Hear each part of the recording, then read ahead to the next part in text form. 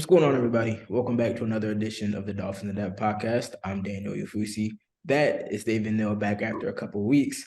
As always, thanks for tuning in. Quick reminder before we start, make sure to subscribe to the Miami Herald YouTube page, like, share, comment, as well as subscribe to the Miami Herald. All right, we're about less than a week away from the start of offseason workouts. The Miami Dolphins about to start gathering together, get some work on the field ahead of training camp in late July, ahead of the start of the 2023 season. We're also a couple more weeks away, closer, I should say, to the 2023 NFL draft. The Dolphins are still continuing with their due diligence, so things are kind of quiet from the Dolphins front. However, some of the team's biggest stars. They've made some comments in the past week or so, that being Tyreek Hill and Tua Tagovailoa. Tyreek Hill speaking on a radio show, and then Tua Tagovailoa at his second annual South Florida Luau with Tua fundraiser event for his foundation. Both saying different things, and we're gonna get into all of that on this episode. However, we're gonna start with Tyreek Hill, who really made sent some shockwaves throughout the NFL.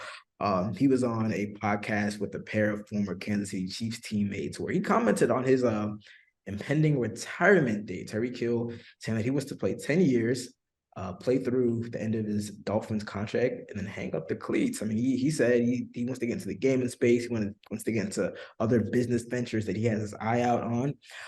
And I gotta say, for me, I was I kind of took it kind of tongue in cheek. I watched it. I listened to the whole interview. I didn't think much of it because if you follow the Dolphins enough, you know Tyreek Hill is a bit of a jokester. You could say a troll sometimes, always in good fun, but he likes to joke around.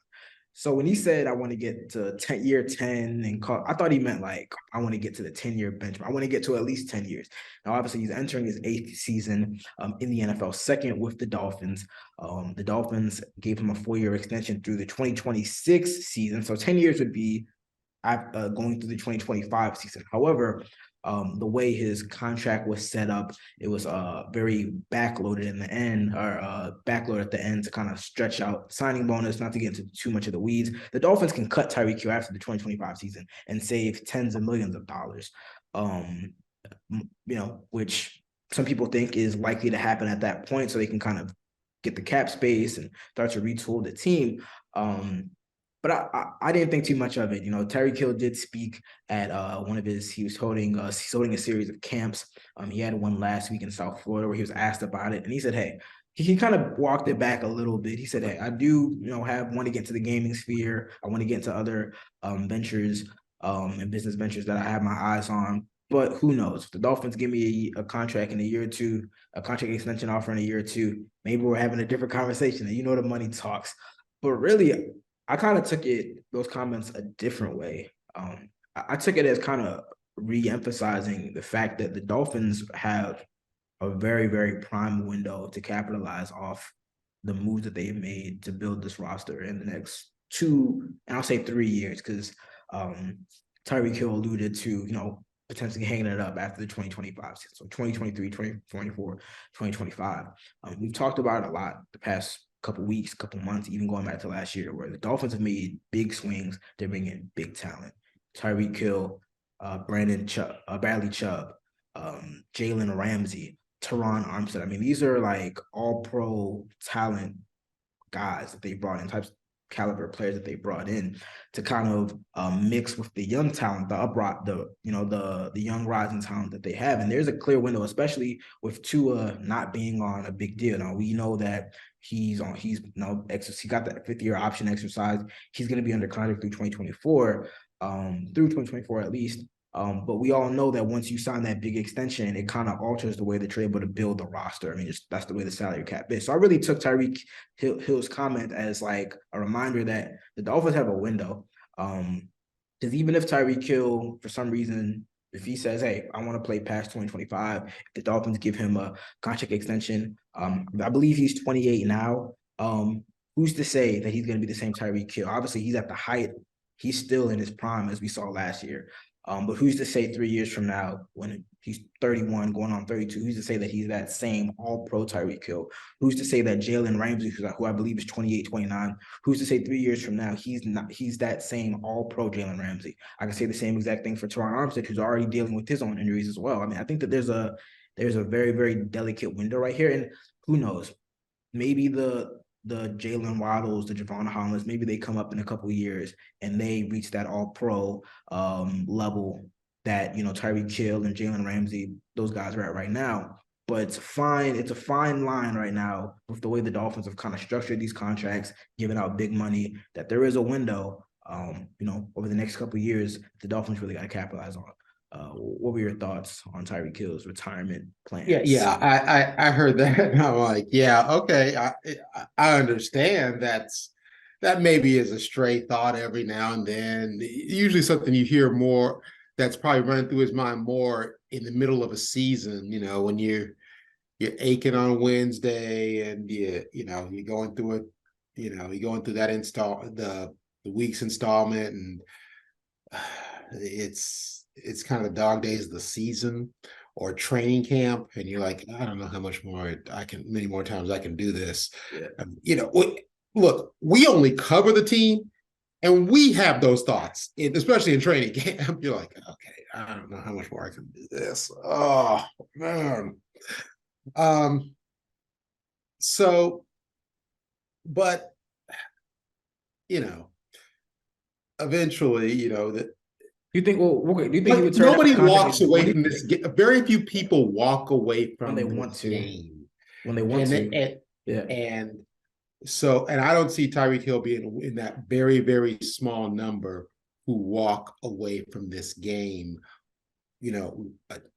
without, when they're still, you can still play it, when you can still come back and, when you can still, he can still be. I'm going to bet he's still going to be fast in a few years. And yeah, 3 years. I think of him as fast as he is right now, but he's still going to be pretty. Right, he's going to be like, I can see him being like a Cliff Branch or Joey Galloway, who were fast for a long time. Yeah. And we're still running, by defensive backs in their mid-30s. Yeah.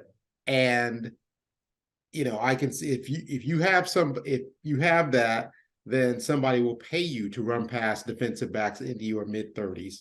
And you'll think, and you realize nothing, player says it, nothing makes you feel like Sundays, on the field. And then, especially if you have some team success, and then the bonding in the locker room and everything, leaving that, he not leaving that life. Now, will it necessarily be with the Dolphins? Maybe not, but I don't see retirement after 10 years in Tyreek Hill's, near future. Now, I think I agree with you that the Dolphins have made a lot of moves that say, okay, we're they're going for it now. Now's the time. This is their time. The next few years are their time to challenge Buffalo and Kansas City for, AFC supremacy and for that chance to get to a Super Bowl. And after those few years, contracts are going to start to come up. Money's going to have to be moved around with the salary cap. Maybe guys age out. I think Tyreek Hill is going to age better than a lot of other guys. He hasn't really been like, he hasn't really had any significant injuries over his career. Right. He's built. I mean, he's not the tallest guy, but he is jacked, so he's in great shape. You don't think it's going to change in 3 years. So yeah, I think he's very, very serviceable. Not even serviceable. A very, very good player, if not still elite player in 3 years. Right. And so, I don't see him retiring. Like I said, it may not be with the Dolphins, but I don't see him walking away from this game as long as he still has a lot of that ability, and somebody will be willing to pay for that ability. Look, Odell Beckham Jr. just got signed. How many games has he played in the last 2 years? Not a lot. Like really? I mean, we talk about availability being the first ability. Tyreek Hill's got availability. Odell Beckham Jr. He's he's about as he's as reliable as a ripped Trojan. So you don't know when that boy's showing up. I mean, is he going to be here? How long is he going to, is he going to be fine? He starts the game. Is he going to finish the game? Tyreek Hill, You don't have those dependable, questions. Yeah. fast, runs good routes. He's, solid enough teammate. As long as he doesn't, get into trouble off the field, he will be around as long as, for a very long time. And well beyond 3 years, if he, so, yeah, I heard that and I'm like, yeah. Yeah, I will say, somebody puts that big check in front of you again. You're like, wait a minute. I don't want that the rest of my life. Ooh, I got the rest of my life for the rest of my life. Let me keep doing this in what I enjoy and what I've done my whole life, and make money at it too, and be fun. Like he said, if the Dolphins come in a year or two with a contract offer, it might be a little different. I will say, I mean, he is, if he's not already a first ballot Hall of Famer, a surefire Hall of Famer, in 3 years' time, if he continues at this rate, I mean, he's 7-time Pro Bowl, All-Pro. He's got over 8,000 career receiving yards. I mean, I will say, I mean, he could get to 3 years, especially if he wins a second ring with the Dolphins. I mean, he's done about it all, so it's not like he's leaving the game with any meat on the bone. He's the best. He is the best deep threat in the game now, and he's not he's better than Deshaun Jackson when Deshaun Jackson was kind of, that maybe 10 years ago, maybe when Deshaun Jackson was kind of he was catching 50 yards, because I feel like Tyreek, like we've seen it with, and Deshaun Jackson had this a bit too, where like Tyreek Hill, the way he like squeezes the angles, like I think Jerome Baker, the Dolphins linebacker, was talking about this a couple weeks ago, like the way he like just takes up space, like, and just messes up your angles. It's like, all right, you think you might have him, you think you might beat him to the corner, and he's just too fast. It's different. It's like, it's not like he just runs by you. It's, he might catch a 3-yard slant and then be able to just kind of break to the corner in a way that a lot of people can't. I see the difference with Deshaun Jackson, another guy who, by the way, did keep his speed, but Deshaun got just a little bit of hard head, a little bit of knucklehead in him. Deshaun's gonna drop the ball before the goal line. And, it happens. Do stuff like that. And I don't see Tyreek Hill doesn't do that. He might throw off the peace sign. He might hold the peace sign. But if that ref had thrown the flag on that, I'd have found the way to the stadium to shoot. A couple years back in the divisional round. Oh yeah, for sure. You can't throw the flag on that. That was too funny. That was cool. Yeah. I mean, they did end up changing some unsportsmanlike rules because of that. But he's still throwing up the peace sign, and all signs show that he's going to be in Miami for the foreseeable future. All right, we're going to take a short break, but when we come back on the other side of things, we got to talk Tua. He finally spoke to local reporters for the first time since his 2020 season was effectively ended. We're going to break down some of his comments and more, so stay locked with us. What's going on, everybody? Still here with David Neal on the Dolphins In Depth podcast, talking all things Dolphins. Now, in the first half, we were breaking down Tyreek Hill's retirement comments. Should we take it seriously or not? What does it mean for Miami? Second half, we're going to turn to QB1. He's been rather quiet. I know he had a couple media sessions or kind of runs with the media back in Super Bowl week out in Arizona, kind of promoting some stuff for Subway. But for the first time in well over several months, he actually spoke to local reporters. He was hosting his second annual South Florida Luau with Tua event that raises money for his Tua Foundation. And he had a short media session where he was actually in very good spirits. He was looking suited and booted, had a little gray plaid suit, some white Prada shoes, styling, profiling. And he was talking about how excited he is to get back on the field, how he's feeling in some of his off-season workout training. Start with the first quote. He said, "I'm very excited. I'm excited to get back out there, get to meet a lot of the newer guys who also get to meet guys that have been in the system for a whole year now." He spoke about how he's really feeling the excitement and the support from the fans, from the community. Obviously, a lot of big moves this offseason. He later went on to talk about his offseason training. And this is what I actually, really piqued my interest when I went back and heard it and read it. He said off-season training has been good. I've been working on my strength in many areas and chipping away at things that I feel like I needed to work on to get where I feel I can get to in the latter parts of the season. I will say he did look bigger. He's been throwing, having workout sessions and throwing with Tyreek Hill, Jalen Waddle, some of the other receivers on the team. In the video, he looked a little, I won't say chunky, but he definitely looked a little more bulky. I saw him in person. He had a little mustache. Usually has the beard. He had a mustache. He looked a little more swole than usual. And he was in a good mood. He was in a very good mood, which was good to see. Obviously, he's been through a lot the past couple years, or excuse me, past couple months, and even years as well. And he mentioned that as well. He said, "I'm smiling a lot more." I'll say that. I think last year, obviously, they wasn't really sure what to expect from Mike McDaniel. They had a really good year, albeit the two diagnosed concussions. But he says he's in a really good spot. So that's obviously good news if you're a Dolphins fan.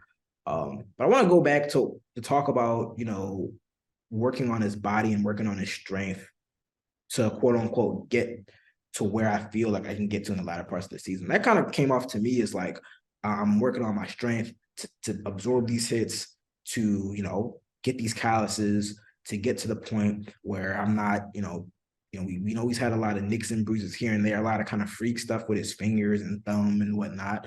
That struck me as a guy who is very aware that I got to keep on getting stronger. I mean, he is 6 foot. He has he's built in his lower body, but he is smaller. He's not 6'6", 250, 60 pounds. Like that's just not the type of quarterback he is stature wise. So that really struck me as well.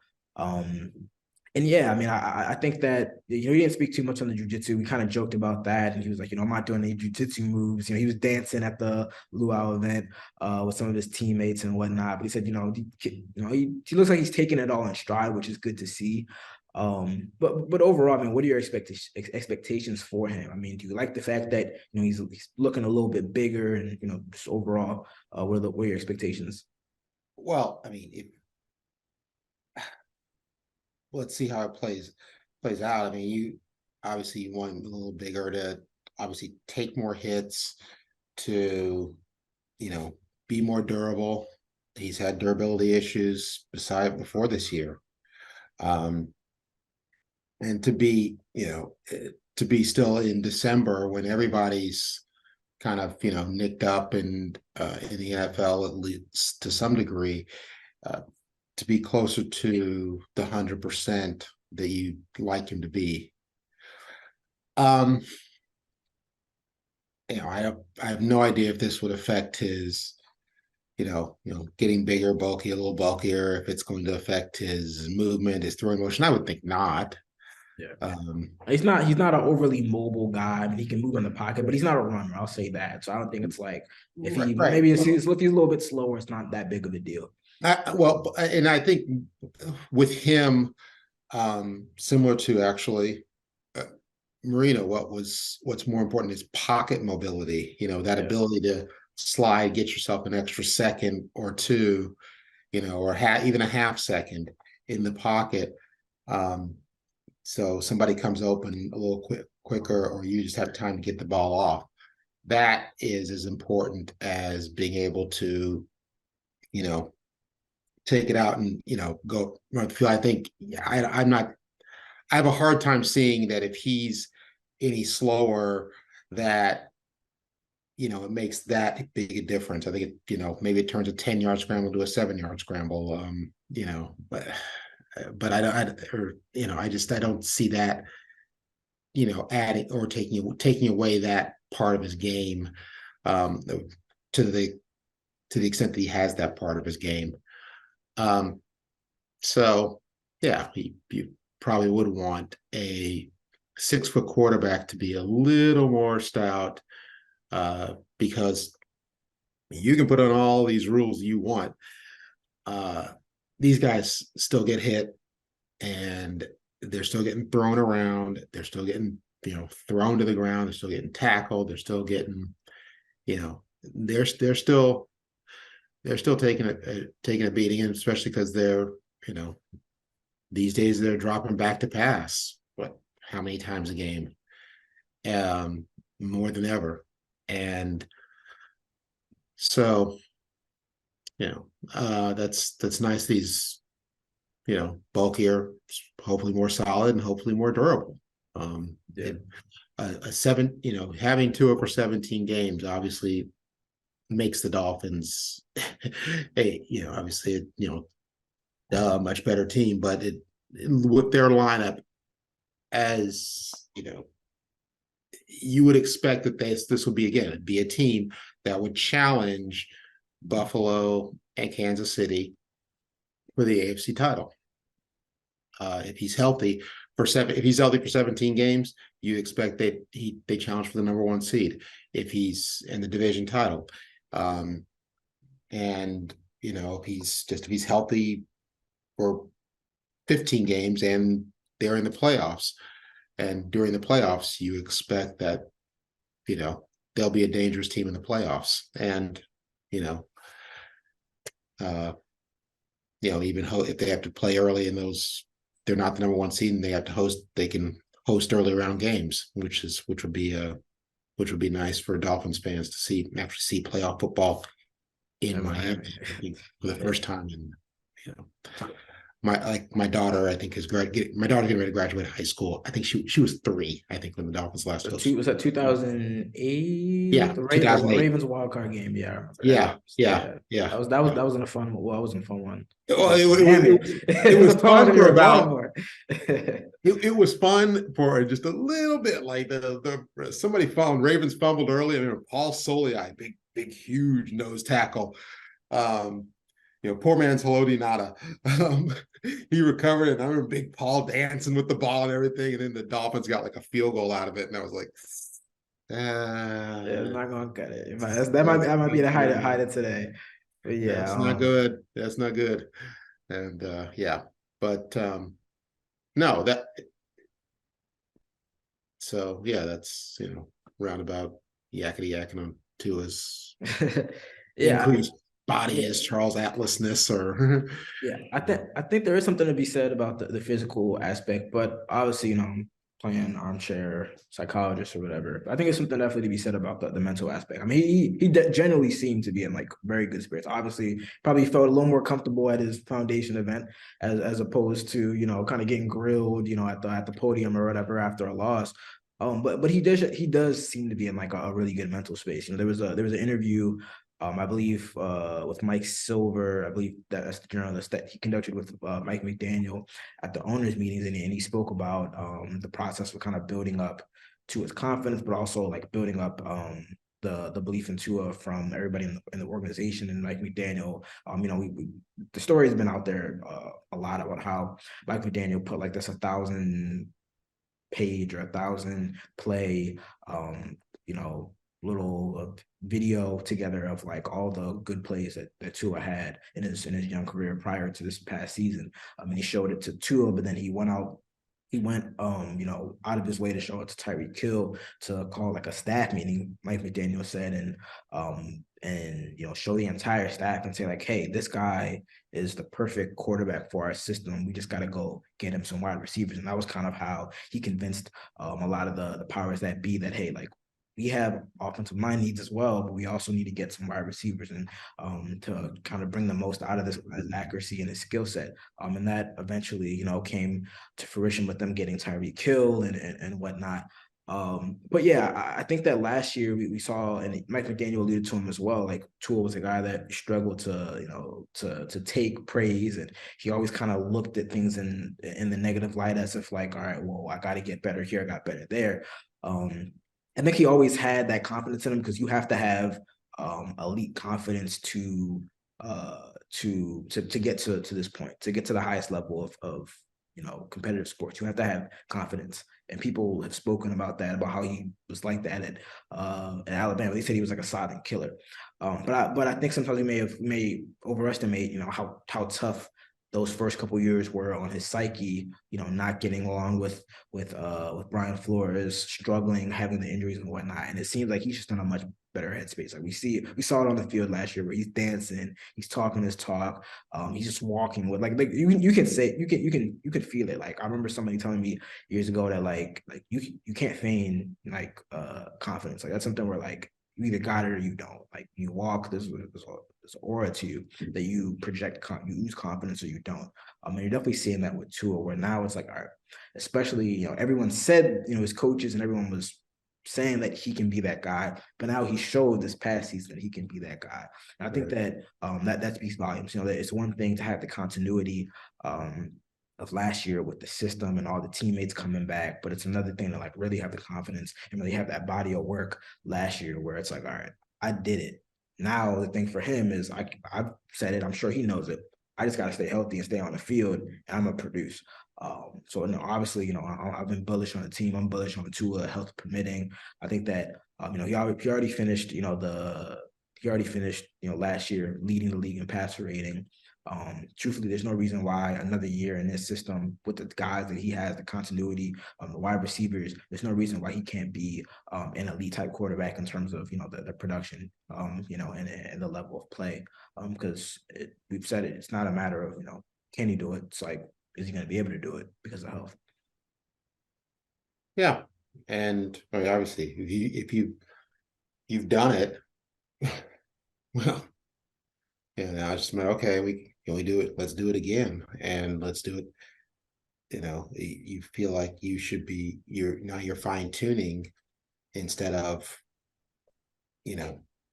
doing major work. Yeah, starting from ground up, starting from ground one. And, it's like we talk about football being a language. It's like, they already know the language. So now maybe you're just refining it. Maybe you're going back on now the you're old learning language. dialects. Now you're learning Exactly. dialects, right? Yeah. Learning some slang and get some idioms going.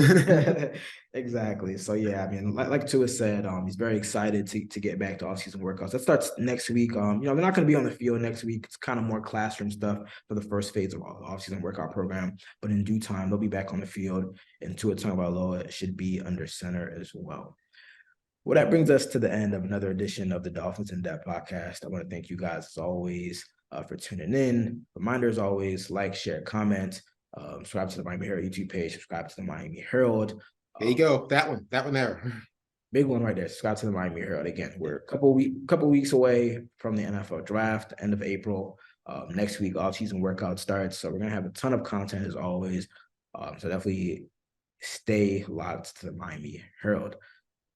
We'll be back next week to talk Dolphins football, start of OTAs, all that good stuff. We got the draft coming up. So you guys enjoy the rest of the week, and we'll see you again next week. Take care. Bye.